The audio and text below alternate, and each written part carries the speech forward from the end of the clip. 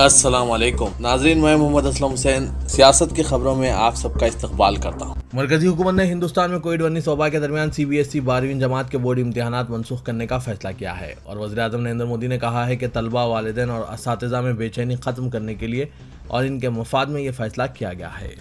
وزیر اعظم مودی کی صدارت میں منعقدہ اعلیٰ سطح کے ایک اجلاس میں یہ فیصلہ کیا گیا ہے۔ اس میٹنگ میں وزیر اعظم نریندر مودی نے CBSE کے عہدیداروں سے کہا ہے کہ وہ بہتر معیارات کے مطابق CBSE 12ویں کے طلباء کے نتائج کو مقررہ وقت کے مطابق تیار کریں۔ اس کے ساتھ ہی CBSE بورڈ کو یہ سہولت فراہم کرنے کے لیے بھی کہا گیا ہے کہ اگر کوئی طالب علم اپنے نتائج سے مطمئن نہیں ہے تو اسے آف لائن امتحانات کے لیے دوسرا موقع فراہم کیا جانا چاہیے، لیکن یہ صرف ان حالات میں ہوگا جب کورونا کے حوالے سے حالات معمول پر آ جائیں گے۔ اجلاس میں شریک مرکزی وزیر دھرمیندر پردھان نے کہا کہ نتائج کی تیاری کی بنیاد پر داخلی امتحان بھی لیا جا سکتا ہے۔ اب تک جن طلباء نے 11ویں اور 12ویں جماعت کے 2 داخلی امتحانات دے چکے ہیں، اس کی تشخیص کی بنا پر نتائج جاری کیے جائیں گے۔ اب ہندوستان میں اپنے خیالات ظاہر کرنے کی بھی اجازت نہیں ہوگی۔ مرکز نے سرکاری ملازمین کے لیے پینشن کے قواعد میں ترمیم کی ہے۔ اب انٹیلیجنس یا سیکیورٹی سے وابستہ تنظیموں کے ریٹائرڈ افسران اجازت کے بغیر کوئی بھی مواد شائع نہیں کر سکتے، نہ ہی اسے تحریر کر سکتے ہیں۔ اگر وہ ایسا کرتے ہیں تو ان کی پینشن بند کر دی جائے گی۔ حکومت کا دعویٰ ہے کہ یہ فیصلہ ملک کی داخلی سلامتی کے حوالے سے لیا گیا ہے۔ ترمیم شدہ قوانین کے مطابق اگر افسر اجازت کے بغیر ریٹائرمنٹ کے بعد کچھ لکھتا ہے تو اس کی پینشن کو روکا جا سکتا ہے۔ اسے کچھ بھی لکھنے سے پہلے حکومت سے اجازت لینا ہوگا۔ مرکزی وزارت صحت کی جانب سے چہارشنبے کی صبح جاری اپڈیٹ کے مطابق ہندوستان میں پچھلے 24 گھنٹوں میں کورونا وائرس کے 1,32,788 نئے کیسز درج ہوئے ہیں۔ اس دوران کورونا کی گرفت میں آنے والے 3,207 مریض اپنی زندگیوں سے ہاتھ دھو بیٹھے ہیں، یعنی فوت ہو چکے ہیں۔ بھارت میں کورونا کیسز کی کل تعداد بڑھ کر 2,83,07,832 ہو گئی ہے۔ ملک میں سرگرم کیسز کی مجموعی تعداد 17,93,645 ہو گئی ہے۔ پچھلے 24 گھنٹوں میں 2,31,456 افراد وبا کو شکست دینے کے بعد صحت یاب ہو چکے ہیں۔ الہ آباد ہائی کورٹ نے غریب نواز مسجد کی شہادت کے کیس میں مسجد کمیٹی کے ارکان کو جعل سازی کے معاملے میں قانونی کارروائی سے تحفظ فراہم کیا ہے۔ ان کے خلاف ایک FIR درج کی گئی ہے جس میں الزام لگایا گیا ہے کہ کمیٹی کے ارکان نے مسجد کی جعلی دستاویزات تیار کی تھی۔ واضح ہے کہ گزشتہ دنوں بارہ بنکی کے ضلع انتظامیہ نے مسجد غریب نواز کو منہدم کر دیا تھا اور اسے غیر قانونی ڈھانچہ قرار دیا تھا۔ اس انہدام کے بعد بارہ بنکی پولیس نے 8 افراد کے خلاف ایک مقدمہ درج کیا جو کمیٹی کے ارکان بتائے گئے ہیں۔ ایسا الزام ہے کہ انہوں نے مسجد کو وقف جائیداد قرار دینے کے لیے جعلی دستاویزات تیار کیا اور دھوکہ دہی سے کام لیا۔ جسٹس عطاء الرحمان مسعودی اور جسٹس اجے کمار سریواستو پر مشتمل بینچ نے اپنے فیصلے میں کہا کہ جب تک پولیس ضابطہ فوجداری کی دفعہ 173(2) کے تحت رپورٹ داخل نہیں کرتی، درخواست گزاروں کے خلاف کوئی کارروائی نہیں کی جائے گی۔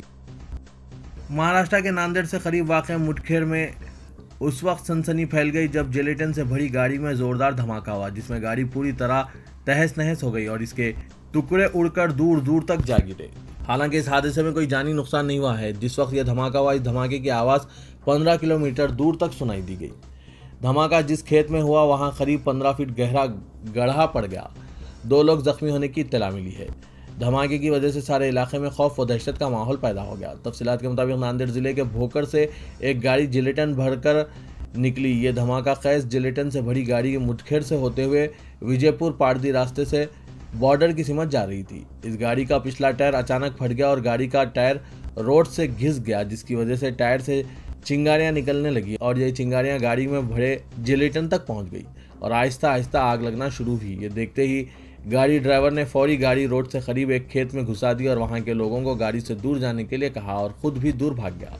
اس دوران اچانک زوردار دھماکہ ہوا جس کی وجہ سے وہ گاڑی پوری طرح تہس نہس ہو گئی اور گاڑی کے ٹکڑے دور دور تک کھیت میں جا گرے۔ پولیس اس واقعے کی تحقیقات کر رہی ہے۔ مسلمانوں کے مذہبی جذبات کو ٹھیس پہنچانے پر شیعہ وقف بورڈ کے رکن وسیم رضوی کے خلاف FIR درج کرنے کا مطالبہ کیا گیا ہے۔ لکھنؤ کے شیعہ علماء کے ایک وفد نے جنرل سیکرٹری مجلس علماء ہند مولانا کلب جواد کی قیادت میں لکھنؤ کے پولیس کمشنر DK ٹھاکر سے ملاقات کی اور ملعون وسیم رضوی کے خلاف FIR درج کرنے کا مطالبہ کیا۔ انہوں نے یہ بھی مطالبہ کیا کہ ملعون وسیم رضوی نے 26 آیات ہٹا کر قرآن کا جو نسخہ سوشل میڈیا پر پوسٹ کیا ہے اسے فوری ہٹایا جائے۔ ملعون وسیم رضوی نے حال ہی میں سپریم کورٹ میں درخواست داخل کی کہ قرآن سے 26 آیات ہٹا دی جائے جو اس کے دعوے کے مطابق پرتشدد نوعیت کی ہے۔ وسیم رضوی کی پہلی درخواست کو سپریم کورٹ خارج کر کے اس پر 50,000 روپے جرمانہ لگا چکا ہے۔ مولانا کلب جواد نے کہا کہ ملعون وسیم رضوی نے 26 آیات ہٹا کر کتاب مقدس کا جو نسخہ سوشل میڈیا پر پوسٹ کیا ہے، اس کا مقصد فساد اور افراتفری پھیلانا ہے۔ اس کی اس حرکت نے تمام مسلمانوں کو برہم کر دیا ہے، کیونکہ قرآن مجید میں تحریف نہیں کی جا سکتی۔ انہوں نے کہا کہ اس نسخے کو سوشل میڈیا سے فوری ہٹانا چاہیے اور وسیم رضوی کے خلاف فوری FIR درج کی جانی چاہیے اور اسے گرفتار کرنا چاہیے۔ اسی دوران مظفر نگر میں 3 سماجی کارکنوں نے ضلع پولیس سے مطالبہ کیا کہ وسیم رضوی کے خلاف فوجداری کارروائی کی جائے۔ انڈین یونین مسلم لیگ نے وزارت داخلہ کے 28 مئی کے احکام پر روک لگانے سپریم کورٹ سے رجوع ہوئے ہیں۔ ان احکام کے تحت بعض اضلاع کو اختیار دیا گیا ہے کہ وہ افغانستان، پاکستان اور بنگلہ دیش سے آنے والے غیر مسلم پناہ گزینوں کو ہندوستانی شہریت عطا کریں۔ انڈین یونین مسلم لیگ کی درخواست میں کہا گیا ہے کہ شہریت ترمیمی قانون 2019 یعنی CAA زیر التواء ہے، جس کے دوران وزارت داخلہ نے آگے بڑھ کر 28 مئی کو احکام جاری کر دیے۔ درخواست میں دعویٰ کیا گیا ہے کہ مرکز نے بعض اضلاع کے کلکٹرز کو ہندو، سکھ، بدھ، جین، پارسی اور عیسائیوں کو شہریت عطا کرنے کی غیر قانونی اجازت دی ہے۔ انڈین یونین مسلم لیگ نے گزارش کی ہند یونین کی وزارت داخلہ کے احکام مورخہ 28 مئی پر روک لگا دی جائے، کیونکہ یہ احکام ایسے وقت جاری ہوئے جب CAA معاملہ زیر التواء ہے۔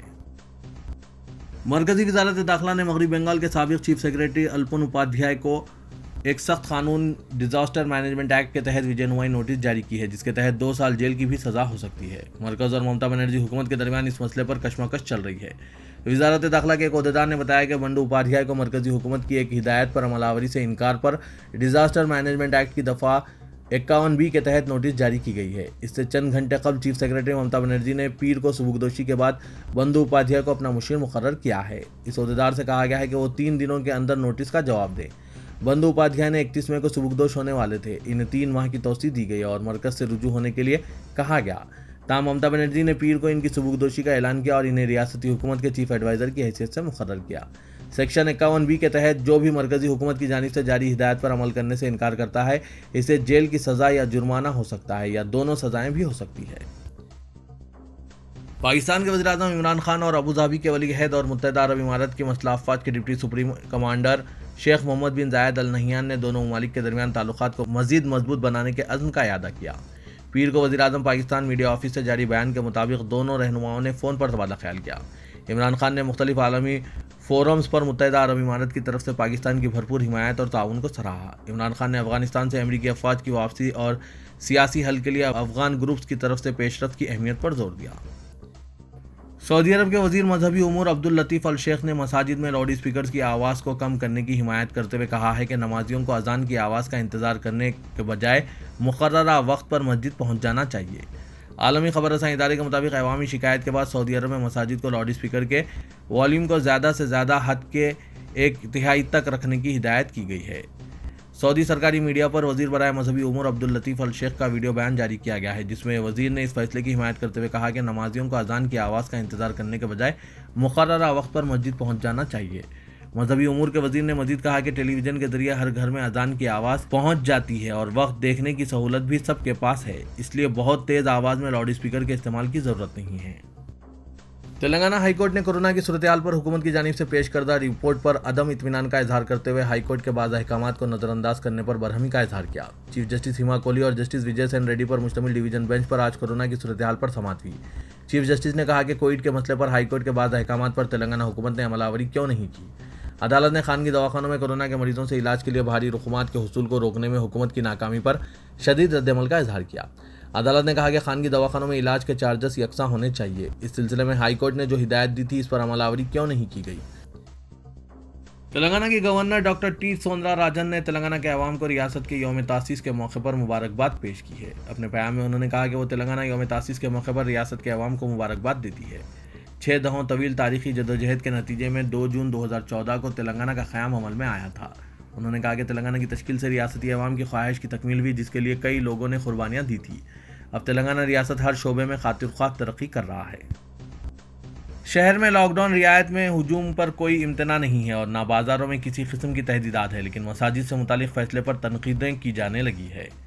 کہا جا رہا ہے کہ وبا کے سبب جو تحدیدات عائد کی گئی ہے، اس کا ہر گوشے کی جانب سے احترام کیا گیا اور اب جبکہ نرمی میں توسیع کا فیصلہ کیا گیا تو رعایت کے اوقات میں مساجد میں نماز کی ادائیگی کی اجازت دی جانی چاہیے، کیونکہ بازاروں میں ہجوم کے لیے کوئی تحدیدات نہیں ہے اور نہ تعداد کا کوئی تعین کیا گیا، لیکن مساجد میں نماز کی ادائیگی کے معاملے میں تحدیدات ہیں، جس سے شہریوں میں بے چینی پیدا ہو رہی ہے۔ مساجد کمیٹیوں پر اہلیان محلہ اور بزرگ شہری دباؤ ڈال کر رعایت کے اوقات میں مساجد میں نماز کی اجازت دینے خواہش کر رہے ہیں۔ شہریوں کا کہنا ہے کہ جب بازاروں میں بے دریغ لوگ گھوم سکتے ہیں اور خریداری کر سکتے ہیں تو مساجد میں نماز پر امتناع ناقابل فہم ہے۔ بازار میں ہی نہیں بلکہ گھر سے نکلتے وقت چہرے پر ماسک کا لزوم عائد کیا جا چکا ہے تو مساجد میں ماسک کے ساتھ نماز ادا کرنے کی اجازت دی جا سکتی ہے، لیکن ایسا نہیں کیا جا رہا ہے۔ مساجد میں نماز کے سلسلے میں رعایت اور وبا کے دور میں رجوع الہی ہونے کی راہیں ہموار کرنے مسلم قائدین و نمائندوں سے خواہش کی گئی ہے کہ وہ حکومت سے نمائندگی کریں۔ ہوٹلوں اور فوڈ ڈیلیوری بوائز کے لیے نمائندگی کی جاتی ہے، لیکن مساجدوں میں نماز کے لیے نمائندگی کرنے سے وہ قاصر ہیں۔ وزیر سول سپلائز جی کملاکر نے راشن ڈیلیوری ایسوسی ایشن کو مطالبات کی یکسوئی کا تیقن دیا، جس کے بعد ڈیلرز نے ہڑتال سے دستبرداری اختیار کر لی۔ وزیر موصوف نے حکومت کی جانب سے جون میں راشن کارڈ ہولڈرز کو مفت 15 کلو چاول کی سربراہی کے انتظامات کا جائزہ لیا۔ انہوں نے کہا کہ چیف منسٹر کی ہدایت پر ڈیلرز بقایا جات کے طور پر 56 کروڑ جاری کیے جا رہے ہیں۔ انہوں نے کہا کہ جلد راشن ڈیلرز کی مخلوعہ تعداد کو پور کیا جائے گا۔ انہوں نے تیقن دیا کہ ڈیلرز کے لیے گروپ انشورنس کے آغاز کی مساعی کی جائے گی۔ انہوں نے ڈیلرز اور عہدیداروں سے کہا کہ وہ غریبوں کو چاول کی سربراہی اسکیم کو کامیاب بنانے میں تعاون کریں۔ لاک ڈاؤن کے پیش نظر حکومت نے غریب خاندانوں کی غذا کا انتظام کرنے جون و جولائی میں مشترکہ طور پر ہر ایک کے لیے 20 کلو راشن مفت سربراہ کرنے کا فیصلہ کیا ہے۔ جون میں 15 کلو اور جولائی میں 5 کلو چاول دیے جائیں گے۔ معاشرے میں بگاڑ عام ہوتا جا رہا ہے اور ایسے واقعات رونما ہو رہے ہیں جس سے ملت کی بدنامی ہو رہی ہے۔ ایک تازہ واقعہ مغل پورہ پولیس حدود میں کل رات پیش آیا، جس میں برقع پوش لڑکی کو غیر مسلم لڑکے کے ساتھ دیکھ کر اعتراض پر نوجوانوں کے خلاف پولیس نے سخت دفعات کے تحت مقدمہ درج کر کے جیل بھیج دیا۔ بتایا جاتا ہے کہ بہار کا پپو کمار 2014 میں روزگار کی تلاش میں شہر منتقل ہوا تھا اور وہ تالاب کٹے میں فاسٹ فوڈ سینٹر قائم کیا، جہاں اس کی دوستی مقامی لڑکی سے ہوئی۔ بعد ازاں اس نے چار مینار کے پاس ایک موبائل سامان کی دکان کھولی اور تالاب کٹے کی ایک لڑکی سے وہ مسلسل ربط میں تھا۔ پیر کی رات وہ مغل پورے سے میر چوک لڑکی کے ہمراہ پیدل جا رہا تھا کہ بعض راہگیر نوجوانوں نے برقع پوش لڑکی کو غیر مسلم کے ساتھ دیکھ کر اعتراض کیا۔ عینی شاہدین نے بتایا کہ پون کمار کی کلائی میں مندر کا دھاگا تھا اور اس کے ساتھ ہمراہ جانے والی مسلم برقع پوش لڑکی کو دیکھ کر محمد غوث نے اعتراض کیا۔ مقامی عوام نے بتایا کہ نوجوانوں نے لڑکی کی جانب سے برقع پہن کر غیر مسلم کے ساتھ گھومنے پر اسے مشورہ دیا کہ اپنی منمانی کرنے برقعے کا سہارا نہ لے، چونکہ معاشرے میں اس سے بگاڑ ہو سکتا ہے۔ اس پر برہم پپو کمار نے ان سے بحث و تکرار کی اور بعض نوجوانوں نے اسے زدوکوب کیا۔ پپو کمار نے مغل پورہ پولیس سے نوجوانوں کے خلاف ایک شکایت درج کروائی، جس پر پولیس نے فی الفور کارروائی کرتے ہوئے تعزیرات ہند کے دفعات 153A، 341، 323، 504 اور 506 دفعات کے تحت مقدمات درج کیا اور نوجوانوں کو گرفتار کر کے عدالت میں پیش کرنے کے بعد جیل بھیج دیا گیا۔ لاک ڈاؤن کے سبب پریشان روزگار سے محروم مدد معاشی کے متصالی شہریوں کو کورونا کے قہر نے جہاں ان کی کمر توڑ دی ہے، اب بچی کچی ہمت جرمانوں سے پوری ہو رہی ہے۔ لاک ڈاؤن پر سختی سے عمل کی دعوے دار پولیس نے جرمانوں سے تاحال 35 کروڑ کے نشانے کو عبور کر لیا ہے۔ ایک طرف شہریوں میں شعور بیداری کے نام پر سڑکوں کو رکھا جا رہا ہے تو دوسری طرف جرمانوں سے رنگولی کھیلی جا رہی ہے۔ شہر کا دانشور طبقہ ان دنوں معاشی بدحالی کا شکار عوام اور سرکاری طرز عمل پر تشویش کا اظہار کر رہا ہے اور پولیس کے طرز عمل پر تشویش کی جا رہی ہے۔ عہدے کو بچانے سیاسی قائدین آقاؤں کو خوش کرنے جس طرح اقدام کرتے ہیں اور الزامات کی پرواہ نہیں کر کے عین اسی فارمولے پر پولیس بھی عمل کے الزامات کا سامنا کر رہی ہے۔ حکومت کو خوش کرنے عوام کے جذبات کی کوئی پرواہ نہیں کی جا رہی ہے۔